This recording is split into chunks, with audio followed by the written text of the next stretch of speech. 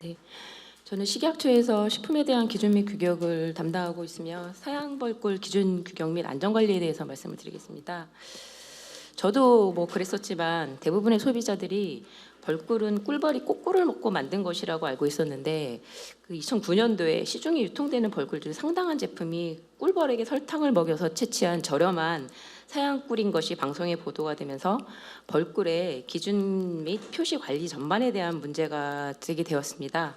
그래서 당시 식약처와 농식품부, 양봉단체, 그리고 관련 업체, 소비자단체 등이 이 사양꿀을 어떻게 관리해야 되는가에 대해서 논의해서 자율표시제를 시행하게 되었는데,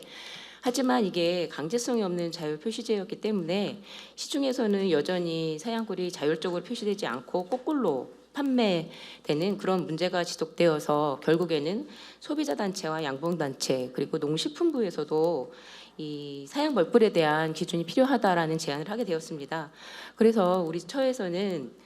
사실 일부 설탕을 먹여 키울 수밖에 없는 국내의 그 불가피한 환경적 특성을 고려해서, 그리고 또한 이미 시중에 유통되고 있는 사양벌꿀을 제도화해서 소비자가 정확하게 알고 선택해서 피해를 보지 않도록 사양벌꿀 유형을 신설하게 되었습니다. 이 사양벌꿀이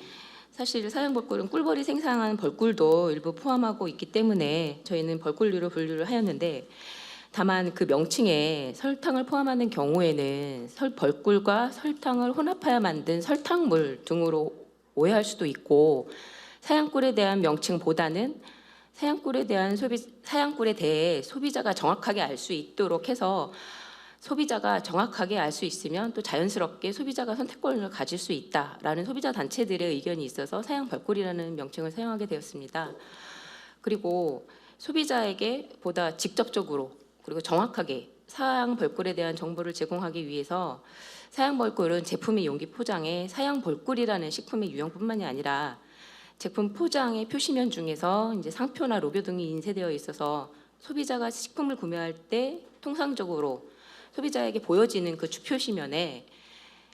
사양벌꿀의 정의, 즉 이 제품은 꿀벌을 기르는 과정에서 꿀벌이 설탕을 먹고 저장하여 생산한 사양벌꿀입니다를 추가로 표시하도록 의무화하고 있습니다. 그리고 아울러 사양벌꿀도 일반 벌꿀과 마찬가지로 안전성 확보를 위해서 항균제나 살충제, 구충제 등과 같은 동물용 의약품에 대한 잔류 기준을 적용하고 있고, 진입 판별을 위한 전하당이나 자당, 히드록시메틸 프루프랄, 이성화당 등 기준을 두고